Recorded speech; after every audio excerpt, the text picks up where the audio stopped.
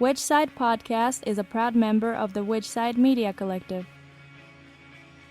This week's episode is brought to you by Certain Days Calendar. You better hurry up on this offer. So right now, we're offering the Certain Days Calendar for free for every order over $15. There's honestly just a handful left. They've been going really, really fast. So get your order in right now. $15 or more, you'll get the free calendar. We just really loved what they were doing, so we bought a bunch of calendars to give out. Once they're out, you can still get them by heading over to certaindays.org, but go get one for free while you can, and you're still supporting two amazing causes. Yeah, they're normally $12, so by spending $15, you can get the things that you were normally going to get at the collective store and calendar for free. That's right. WhicHsideCollective.org.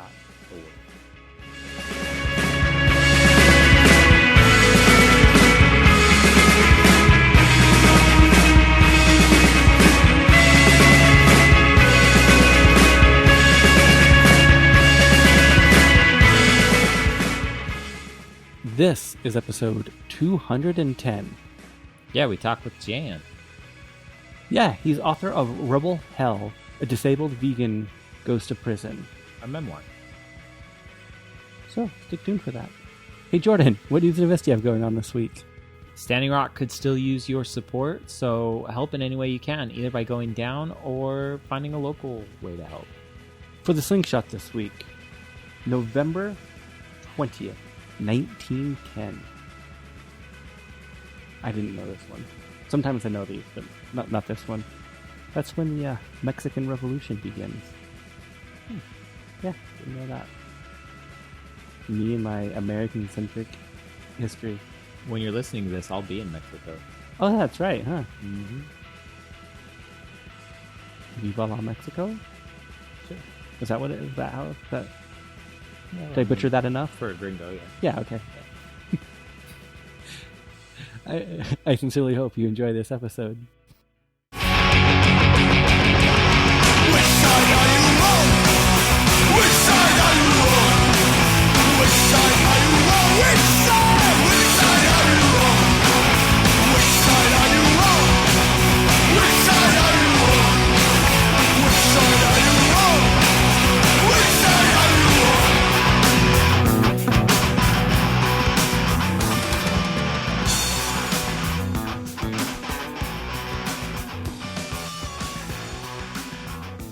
So, how's your day going so far? It's alright. I totally forgot about the daylight savings thing, and apparently all my clocks either changed or didn't change on their own. Yeah. Which seems really weird, because I have, like, an old school alarm clock module type thing, and it's got the same time as my computer and cell phone, which are changing automatically, so I don't get it. Maybe they make alarm clocks that change automatically now? It wouldn't surprise me. So it kind of threw me off, and then, so I was like, at an hour ago, I was like, all right, they're gonna call sooner or talk to me, and then I was just like, oh wait, no, not for another hour. I still don't understand daylight savings. I think it's ridiculous, honestly. It's just a waste of... Yeah. Oh, it's fucking horrendous bullshit. It's like, it's like a relic of farming or something. Yeah, and I think I hate to say they without any sources, but like they say that it really doesn't have like the effect that it was supposed to have. Who is this they you speak of? I know. Capital T, they. Yeah. It's acceptable usage to just say they. Yeah. You just say they. We can figure out what that's supposed to mean, you know. Can we just do that in all animal rights instances? They do this. Just fill in whoever they are. Yeah. So speaking of animal rights, what is your origin into animal rights? What really brought you into it? It's kind of weird. I mean, it stems from my seeing a roommate sophomore year of college. So this is like 2005 or 2006. He was a fisherman or whatever, and he had brought a big old fish home, and he or she was still gasping for oxygen when my roommate cut him open from head to tail, and I just went, holy shit. Like, for the first time in my life, really, I connected a meal, a hunk of, food, with somebody having to die. And that, like, just that seemed unfair to me. And so I told myself I better at least try and be vegetarian, and I'm still trying. I think I was pretty good now, and it's 11 years later. So the experiment's going pretty well, I'd say. But in terms of going vegan and the animal rights stuff, I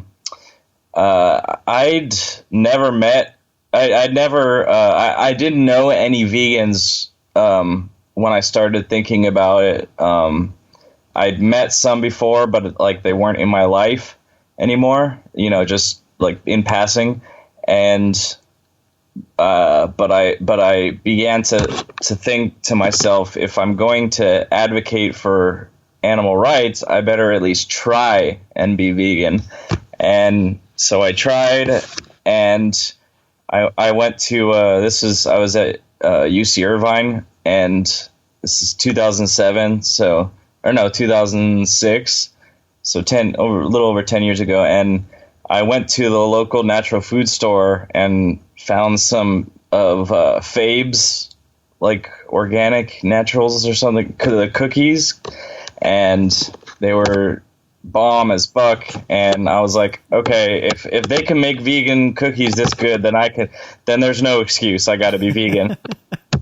and I said, in my writing and stuff, like in my prison memoir, I talk about how, like, sort of really the nexus of all my political or ideological, radicalism and really just involvement in general stems from going to New Orleans after Katrina to do relief work, and that just seeing the devastation and the inherent racism of the whole situation, wherein they just months later they weren't getting the help they needed. They again. they weren't helping them, and that just sort of blasted my universe open and opened my eyes to everything, and just led me down this road. And now I'm super militant and can't imagine going back. So what brought you to New Orleans? Like, what made you want to actually, go there and put yourself on the ground instead of just what most people do, which either talk about it or just throw money at a problem? Right. I'd been there about 6 months prior to, or something like that, several months prior to Katrina. I'd visited New Orleans and just totally fell in love with it. And I guess it sounds weird, but being vegetarian gave me the confidence in myself to do pretty much anything I wanted, anything I thought I should do. I now felt the confidence in myself to do. And so, I went there all alone. I didn't know anybody. I didn't know where I was staying. I didn't know, it was totally, and I'm naturally very, very, not so much now, but in general, I'm very, shy and reserved and don't like putting myself in uncomfortable situations or didn't. And so it was a huge fucking deal for me to go there without knowing anybody and just staying in the, blasted out ninth ward and just going there. Yeah, I just felt compelled. That's basically the the brunt of it. I felt compelled to help this city and people that I love so much or had fallen in love with on my prior trip, and having gone vegetarian gave me the courage in myself to do anything I wanted, whatever I wanted. And then later I went to prison for it. So do you feel comfortable? So much for that. Do you feel comfortable talking about that at all? Absolutely. So what were like the circumstances that led to you going to prison? So who are you? Who is this? Is this they? This is they. This is Jordan. This is Jordan. I'm not even okay, sorry. I'm not even gonna try and worry about which is which. No. Oh, I get it now. Which side? Your podcast is like, which side is talking? Is it Jeremy or Jordan? Clever. That's how we do it. I'm all about them double entendres. Or triple, or however many you can fit in there. So basically, I'm disabled with a severe chronic nerve pain condition in both knees. I've had 5 knee surgeries, and I pretty much healed from the surgeries, but then developed a disorder wherein all the trauma and the cutting, the slicing of the nerves and things and the surgeries and just all the trauma toward the tissue and everything, I developed a nerve disorder where basically the nerves are haywire and they're sending like false alarm signals of pain through the spine and to the brain. And I mean, and it doesn't feel any different than if there were an injury. You know what I mean? I mean, pain is pain. So basically, I have what I call an invisible disability. And so I was denied for disability in like 2009 a couple times. And then I got offered a gig to drive a lot of weed across the country in an RV and offered more money than I'd ever had in my life at one time for 4 days work of something I could actually do, which was sit there and drive for a condensed period. And in December 2009, January 2010, I got pulled over on a bullshit traffic violation that I didn't commit, and this is how they get you. They pull people over and make up an excuse to search your vehicle, or don't.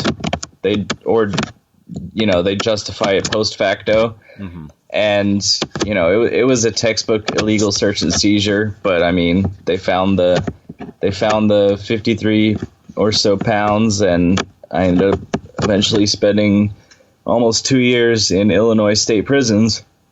What's really crazy, I think, and that I'm positive that most people, the vast majority of people, even like lawyers maybe, don't know about it, but the judge and prosecution offered to lower my plea deal from 7 years to 4 years if we paid a quote-unquote fine of $25,000, which me and my family did, and so we literally bought a lesser sentence. Wow. And I still find that just absolutely incomprehensible. You know what I mean? Mm-hmm.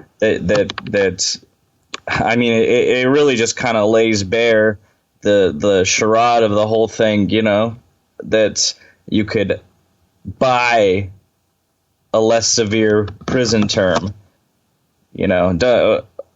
God knows I took advantage of it, but it certainly typifies the inherent classism slash racism, which are the two of which are inseparable of the prison industrial complex.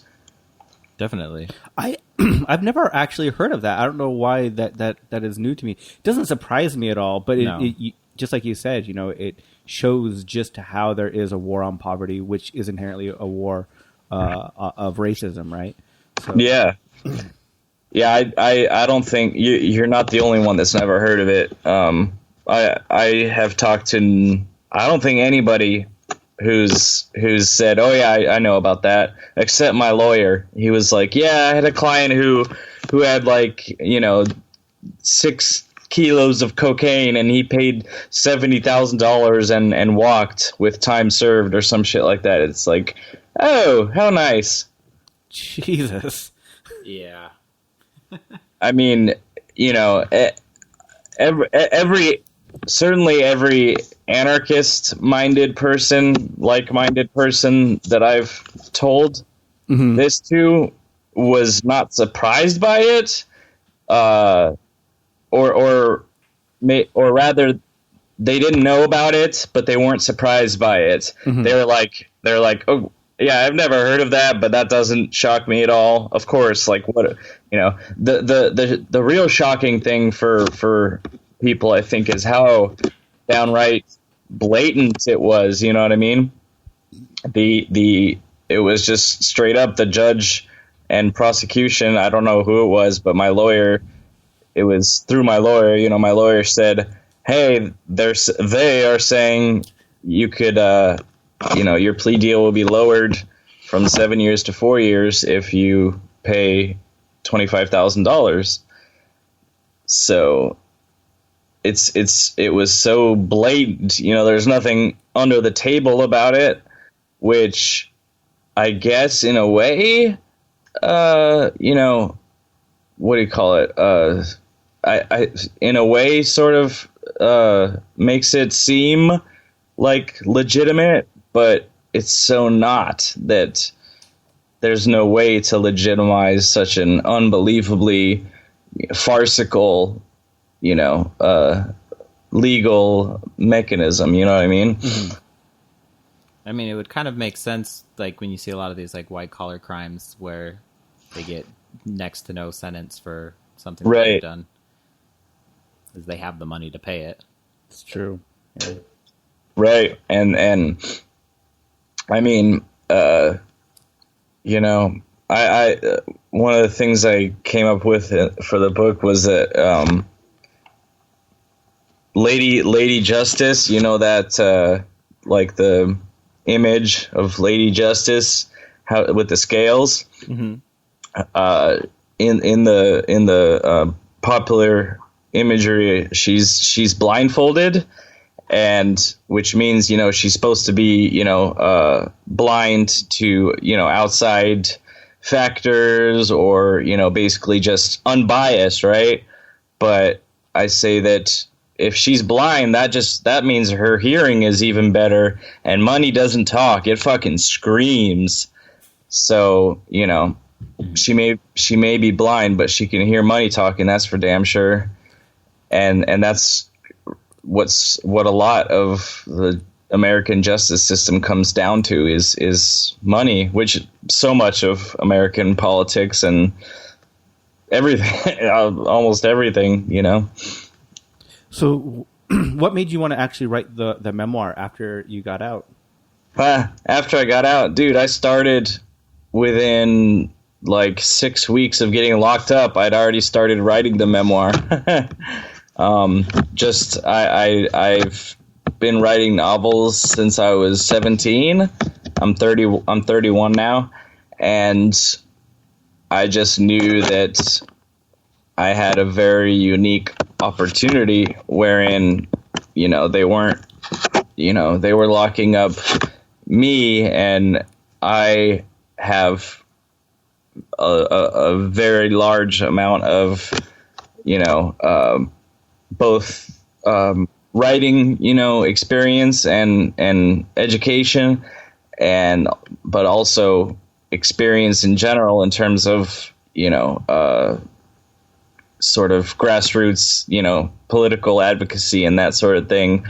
And so I knew that I was a well-qualified person to bring these issues. So every issue that you can imagine comes out in prison. You know what I mean? It's all the issues that matter in society exist in prison. So really, prison is its own separate universe in a lot of ways, but it's also a perfect microcosm of society at large, a larger society.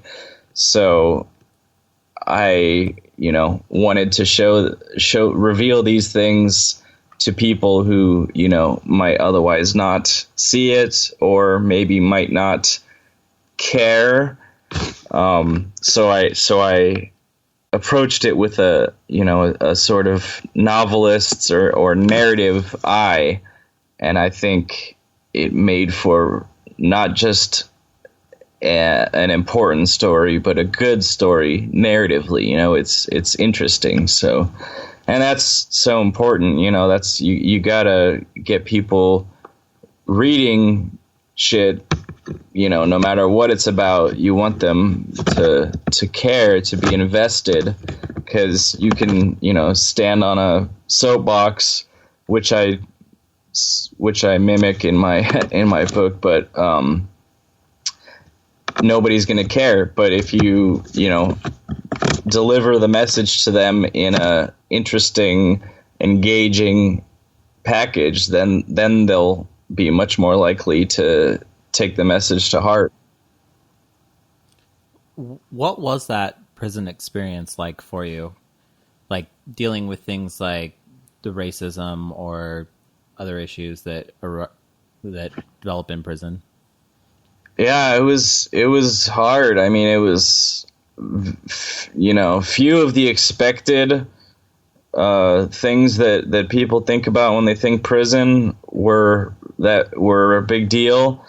But stuff like the racism and misogyny and homophobia of everyone, inmates and staff alike, was really hard, and then also dealing with the just overwhelming, mind-boggling medical neglect and mistreatment of all inmates, not just people with disabilities, but especially affecting people with disabilities, of course. It was overwhelming, and turned me into a very, very rageful, violent fantasy, violent fantasies running through my head constantly, just hateful, angry person, more so than I already was. But it's I quote this other prisoner actually who came up with this great phrase that he said that prisons are blueprints for rage, and I think that just is a really, really strong and brilliant point. And I kind of, in the memoir Rebel Hell, I try to delve into the reasons why the recidivism rates are so astronomical, and why not only why they're like that from the the justice system's standpoint, which of course it wants people to come back because that's borderline free labor, but also why people, individual citizens often come back to prison multiple times, get locked up repeatedly. I thought that was an important point to explore as well, because when you're there, it's like, oh, why the fuck would you not do anything in your power to avoid coming back? Mm-hmm. But there are, in my opinion, very, very compelling reasons why people do come back, and why the recidivism rates do make sense, and not just from a individual citizen standpoint, but from the larger social mechanisms that are at work on individuals, especially on ex-convicts. You know, certain things, difficulties in getting a job, the stereotypes, the always having to, put on, rental forms or whatever that, that you've been convicted of a felony. And it just makes shit that was already hard that much harder to deal with and to get by, So it's much more complicated than that, but I'm just trying to distill it into, sort of its core essence here. You know what I mean? And it's also been said that prisons are almost like schools where you'll go in. When I was in prison, there were people, you did time? I did, yeah. Who are you? I'm Jordan. Okay, sorry. And there were people in there that were bank robbers, and they would talk to people, and they're like, well, next time that I rob a bank, I'm not going to bring a gun. Well, next time I rob a bank, I'm not going to rob a bank. I'm going to rob an ATM because it's a victimless crime. Right. And it's like, yeah, they're almost like schools of learning how to do new things and getting less time for them. Right. I mean, I never learned more about how to commit and get away with the crime than I did in prison. Do share. Read the book. That's all I'll say. So one of the shameless.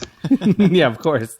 One of the points I wanted to get back to is that you mentioned that being vegetarian gave you confidence and enough just to like get up and go help. What do you think gives that confidence in you just by making that choice within your lifestyle choice? I was raised sort of the typical American diet, the steak and potatoes and Carl's Jr. and all that shit, or Hardee's, I believe, as you guys may know it. And just grew up totally oblivious to all. I just didn't have activist parents or parents who were, politically active or anything like that. I mean, they taught me, my mom's and my father, they're incredibly generous and have a strong moral code as they see it, but and they certainly instilled that in me. But the idea of me being vegetarian was absolutely ludicrous until like the day after I started actually being vegetarian. I mean, I'm talking just absolutely ludicrous. If you had told me even 6 months before that, I'd be vegetarian, I'd be like, get the fuck out of here. You're crazy. So it was something I did that took a huge amount of desire and willpower, and then in doing so, I realized my own strength. You know what I mean? My own ability to do whatever I chose to, whatever task I chose to undertake, if I truly wanted to do it. So that's why that seemingly simple, change was actually profound and sort of was a, catalyst for so much of my other, radicalization and involvement and interest in social advocacy, but especially animal rights and environmentalism. So you talk about like being becoming like radicalized, and did part of that happen in prison, or was that politicized for you while you were there?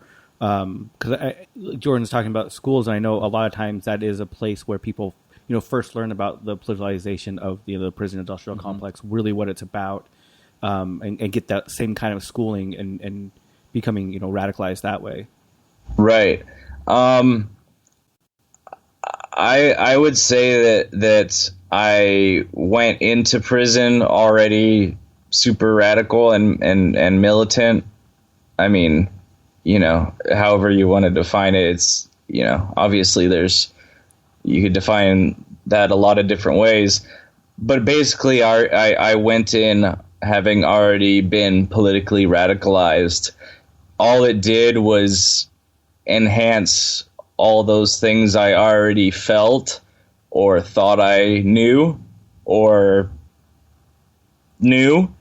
It just reaffirmed that those things were indeed true, were indeed the case. The corruption, the inherent, racism and general bullshittery of the, so-called justice system, and just all of it. It just really more than anything just confirmed my, what I already felt. How does your family and friends take to your activism? You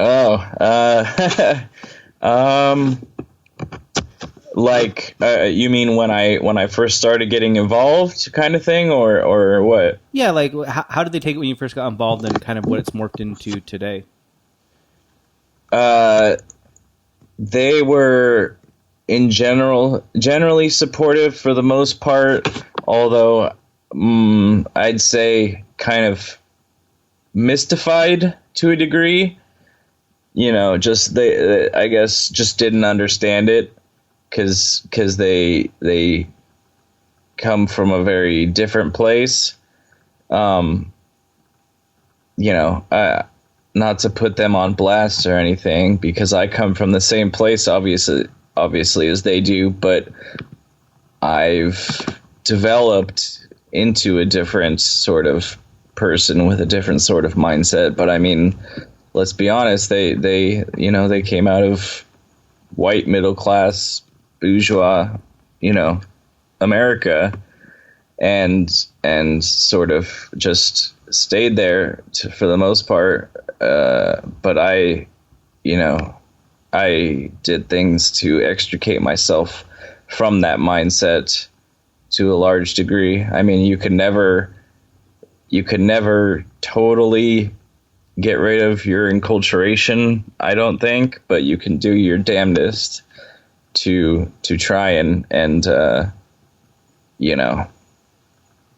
be a better ally and understand where other people and other ways of living and seeing the world, where they come from, and you can just try to understand it and empathize, you know what I mean, instead of just ignoring it and thinking that your lived experience is the only one that there is, you know what I mean?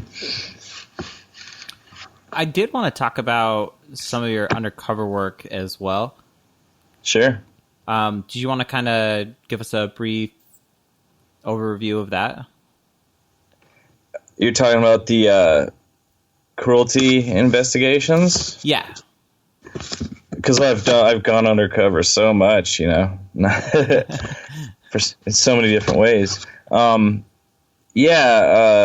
Basically, I think I had a friend working for this organization, this group, and found out they were looking for people to wear a hidden camera and go to like stockyards and auctions and try and scope out the stockyards and things for cruelty and for especially for dead or downed cows, because that had just recently become a big deal, is the whole downed cows thing, and not and getting them veterinary attention if cows were down for more than like 30 minutes or whatever it was.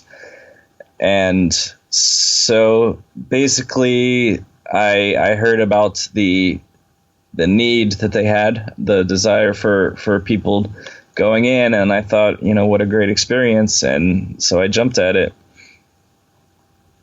Was that like hard to do or hard to experience, going through and just watching the commodification of these animals? Believe it or not,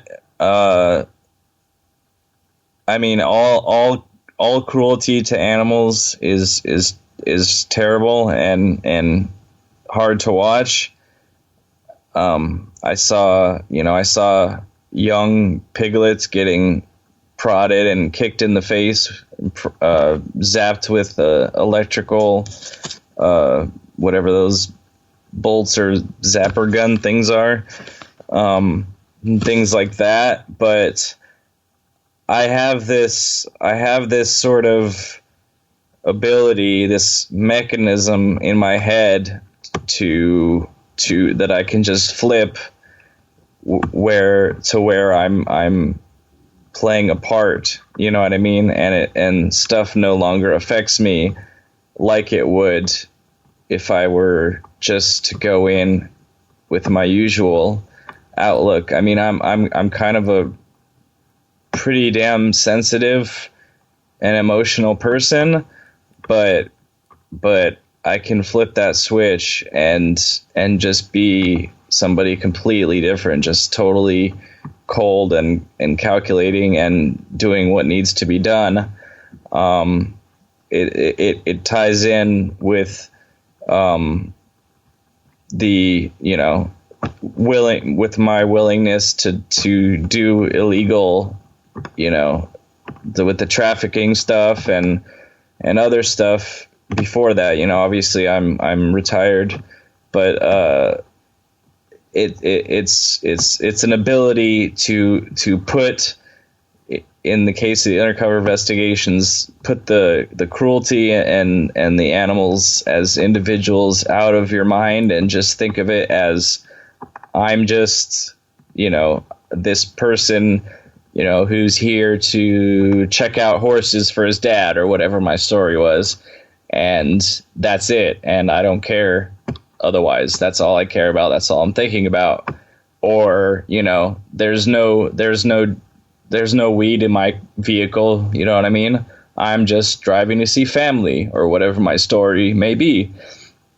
My stepdad is like the most critical person you'll ever meet. And when he saw the video of my, the police dash cam video of my, what do you call it?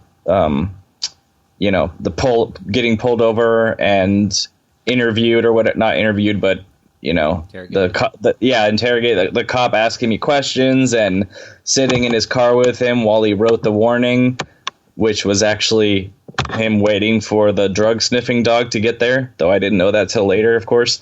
When my stepdad watched that video, and keep in mind, he just paid, he and my mom had just paid $15,000 to bond me out of jail, which, by the way, my bond was $15,000. My cellie was a convicted child molester. His bond was $5,000. So that kind of shows you where their priorities really lie.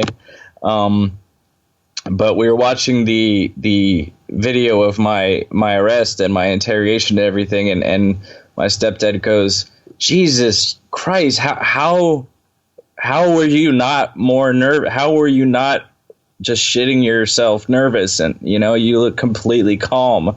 You should have won a fucking Academy Award." He didn't say fucking. He doesn't curse. He's a weird about it. But anyway, yeah, that was my own little insertion with the fucking and everything. But yeah, he's like, "You should have won an Academy Award. This is unbelievable. I don't know how you're appearing so calm."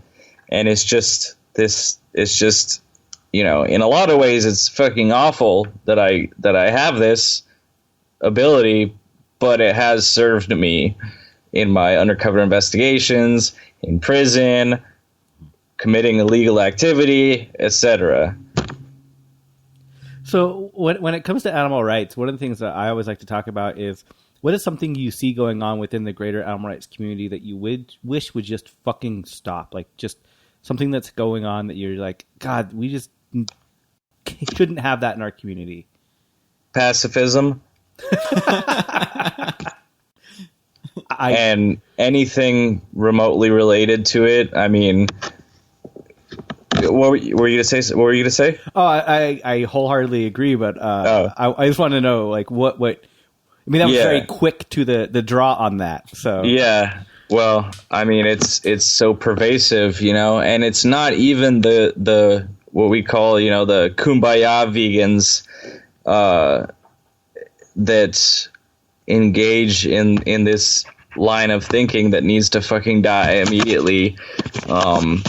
Even people who say support the liberating animals are far too pacifistic.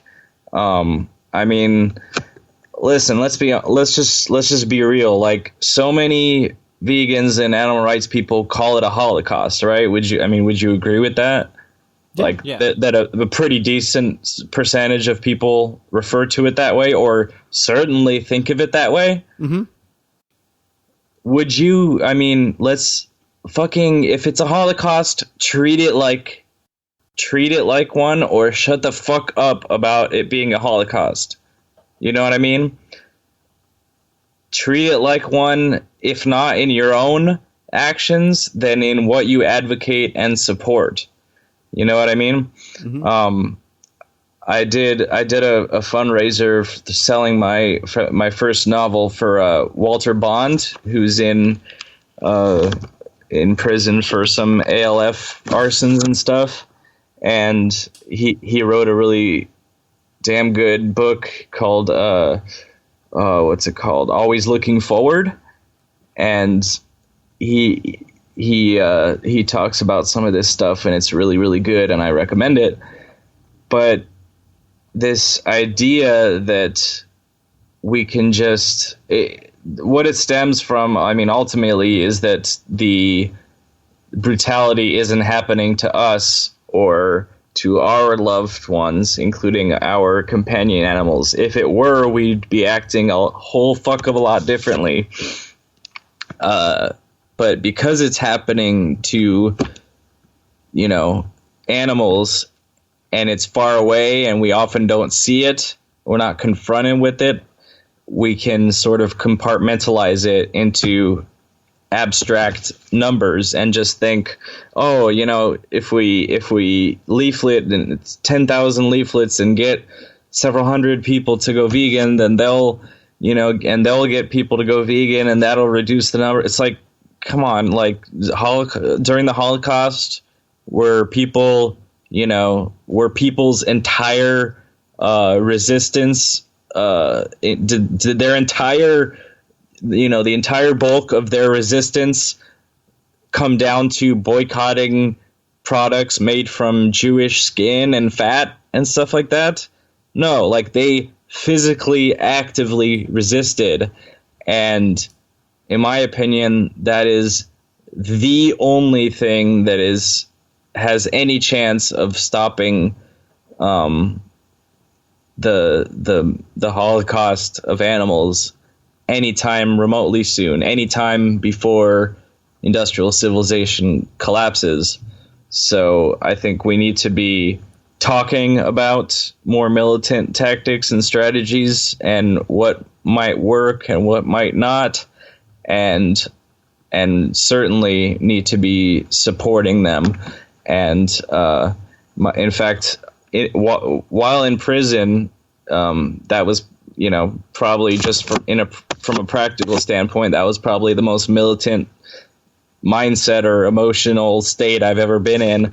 And I wrote a 1,600-page by hand novel. It's like a animal liberation epic, and I actually have split it into 2 volumes, and it's now going to be a series.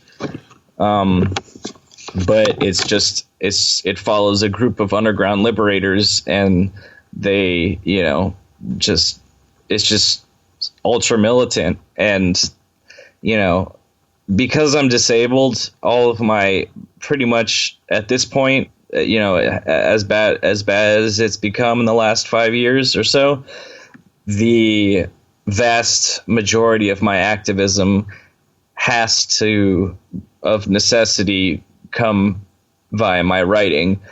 And so, those books and my other work, certainly I always touch on animal rights and veganism in everything I write, but that series of the Liberators series will be my, biggest contribution, I think, to hopefully pushing the boundaries, pushing the envelope a little further out, into what is talked about and advocated for. You know what I mean? Mm-hmm. So on the flip side of everything, so you wish that the prevalence of pacifism would kind of disappear. What would you wish that you saw more of, though? Not just getting rid of that prevalence of pacifism, but what would you like to see grow more of inside the movement? Aside from just kind of the more militant strategies and tactics that I touched on. Yeah. I just would like to see people taking it more seriously and treating it for what it is, instead of treating it as a vanity, as a consumer issue. You know what I mean? As a boycott. You know what I mean? Mm-hmm. And instead of treating it as an economic boycott and that's it, and let's all jerk each other off and have a potluck, treat it as the serious incomprehensible Holocaust and mass killing that it is. So just, I guess, to put it simply, just more seriousness, more taking it more seriously and looking at it and acting more properly, commensurate with the magnitude of the issue of the killing. I was just going to say, it's interesting that you brought up the idea of the pacifism and bringing this up. On a recent episode, we talked about a book that I like to hand out a lot to people. It's called Pacifism as Pathology. I don't know if you've ever read it, by Ward Churchill. Yeah, I used to distro it. So. Oh, okay. So, and it's just so you're familiar with it, and it just goes into the concept of really that, it's a very privileged stance to be able to be a pacifist. Definitely. Because it's not our lives that are on the line, especially me being a cis, white male. I have very little on the line, right? So it's very easy for me to be a pacifist. And I think what's hard for a lot of people is when you talk about getting rid of pacifism, that doesn't mean instantly going out and killing people, right? It just means opening up necessarily. Well, I mean, it's just that opening up the discussion of what are going to be tactics that are going to really be effective without trying to tie our hands behind our backs at the same time. Right. Yeah. Definitely. That's a good one. And I actually got it sent to me in prison and sent it to someone else, a friend still locked up, when I was in the outside. And my friend that I sent it to just got out, and he was telling me this story about I sent him some postcards in a box with books, and I guess you can't send blank postcards. But so they called him in and they said, "Hey, these postcards are blank." And I sent them for the pretty pictures, right? I didn't send them to act as postcards, but you just can't send blank postcards. So they said, tell your friend that he can't send blank postcards. That's a no-no. And then he's like, all right, cool. And then he gets back to his unit and he he looks through the stuff. And one of the things is an issue of Rolling Thunder, which is an anarchist journal from Crime Think. Mm-hmm. And on the front page, it says something like how to start an anarchist insurrection or something. And he's like, they wouldn't let me have postcards, but they didn't say fucking not even a word about this, violence advocating, like extremely militant anarchist journal. It's just that kind of shows the absurdity of steadfast rules and regulations. You know what I mean? Mm-hmm. So why do you think that there's been a decline in more militant actions over the more recent years? Like, it was really big in the 2000s and the 90s, I'd say. Yeah. But then it kind of slowed down. Definitely. I would venture a guess that it has to do with the government repression and the crackdown, Operation Backfire, and the repression of the Shack 7 and everything, because my activism goes back just barely far enough to where I remember like stuff right before or during the Shack 7 proceedings. Mm-hmm. And then the few years afterwards, and it really did scare people, and people seemed much less willing to take risks. And if there's one thing I think that animal rights activists need to know, it's that prison for the vast majority of people is not a death sentence. You can still do stuff from the inside. I mean, look at Walter Bond, and it's not the be all end all. It's should not stop us from, taking effective action for animals, because we're afraid of repression. Repression is a sign of efficacy. It's one of the few very crystal clear signs of efficacy, actually, now that I think about it. So we need to stop acting like prison is the end of your life or your activism, and stop being afraid of repression. We need to almost not court repression, but look at repression as the sign of effectiveness that it absolutely is. Recently I listened to a lecture by Josh Harper, who was one of the Shack 7, about militancy and the pervasiveness of toxic masculinity within inside of it. I don't know if you're familiar with that, but it really kind of opened my eyes about how sometimes that militancy is done for the person doing the action, not necessarily for the animals, and the imagery of that kind of portrays that and pushes that forward. So I'm always a huge fan of looking at what those tactics really are and in diving into it that way. So I just didn't know if you heard that speech, or if you've ever viewed some of those type of actions in that light before. Yes and yes. He would probably accuse me of toxic masculinity or whatever in my language and in my writing, but it's hard for me to care, because I know what's right and what what the animals need. You know what I mean?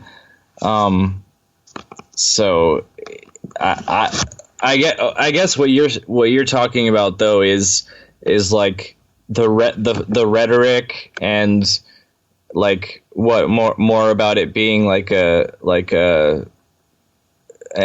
way to show off one's toughness or something. Yeah, I mean, for a part of it, the idea of how we communicate and how the communiques are written, how they're all about the actual action, they're all about the people, not necessarily about the animals that are being saved.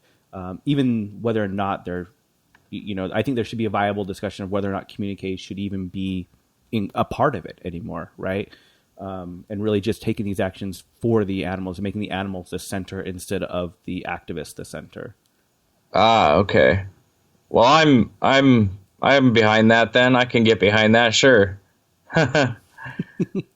I guess I think communiques certainly have their place. I actually Earth First Journal published a piece I wrote about the potential, the past and potential future efficacy of hoaxes.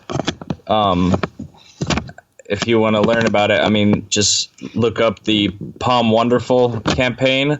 That was the first. Animal rights, like actual specific campaign I ever worked on, and hoaxes could play a significant role in advancing Earth and animal liberation. And communiques would have to be a part of hoaxes, obviously. But yeah, you could frame them in the right way, in a way that doesn't try to glorify, the activists' heroism or whatever, but rather shine a sorely needed light on the animals and on their plight and on their situation. Yeah, I can get behind that, sure. I remember during that campaign, there was an action where a communique was released that a whole bunch of the juices were tainted with something. That's exactly what I was referring to. That's what I was... And the example I use in that article, because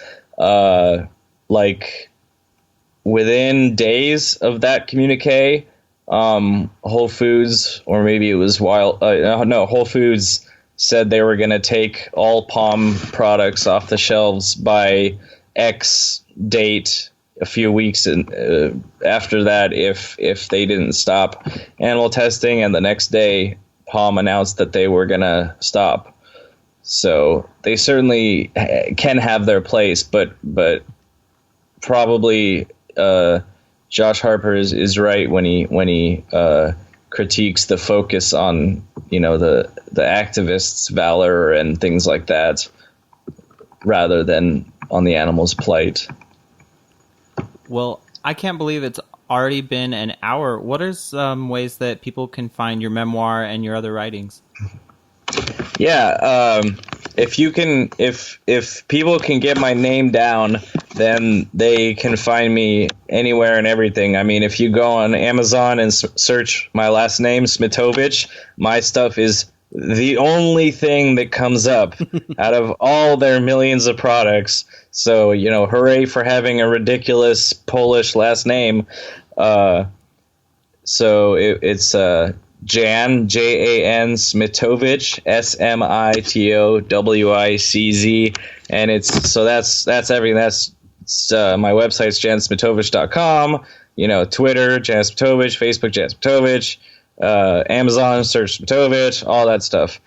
And then my prison memoir, Rebel Hell, Disabled Vegan Goes to Prison, is being worked on very, very hard, and I'm gonna release it sometime this month as soon as I can.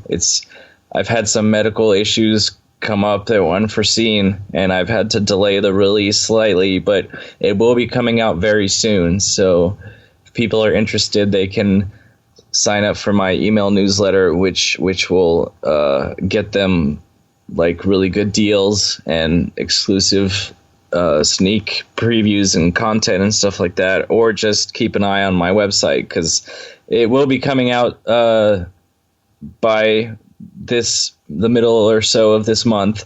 And then I have some other one other book, my first novel, Revenge on Monsanto, sort of crazy post-Vietnam thriller type zany book, novel fiction book, out in paperback and ebook, and then a couple other things out on ebook, including a like 40-page or so piece I did about my time in New Orleans doing Katrina relief work that I think is really good and has photography of that I took while I was there. And so there's other stuff if people are not interested in the fiction, or don't want to wait for the memoir. But yeah, thank you guys so much for having me. It was great talking to you.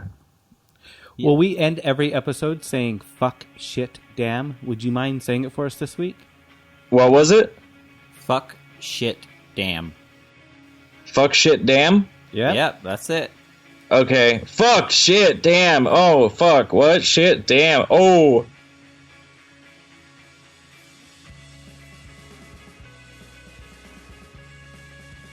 This week you heard Catastrophe and the Cure, Explosions in the Sky. Right now you're listening to Knocking on Forbidden Doors by Enigma. So last week, Jordan so nicely put out the challenge that if we got 100 iTunes reviews, then we get 50% off in the store. So we're just a little bit away from that right now. So go get a review. Go put your review in. If you want to buy something, get it for freaking half off. Let's make this happen before the holidays. Holidays. So you can get 50% off on your holiday gifts. How about that? I mean, I want some of them as a gift if you want to just give them to me. We should do stockings in the store. It's not going to happen. It's not going to happen. No, definitely not. But we should. So go rate and review us. It helps out the show tremendously. And as a thank you, as soon as we get to 100, we're going to do a 50% off sale. So tell all your friends. And while you're telling your friends, you should be our friend on social media. Just go to whichsidepodcast.com, click on that little social tab right there on the screen, and it'll tell you all the social media accounts that we have. We often talk about things on social media that we don't talk about on the show, and often it's pretty much all the time. So, like right now? Right now, I'll talk about something. How about now? Right now. All the time. All the time, there's something on there. That's how the internet works. It's just there. It's there. Forever. Fuck shit, damn. Which Side Podcast is hosted and produced by Jordan Halliday and Jeremy Parkin of the Which Side Media Collective, with web design by Jordan Halliday and sound design by Jeremy Parkin. Booking by Mari Halliday. Theme music by Commandantes. Go to whichsidecollective.org to check out the other shows in the collective. As always, fuck shit damn.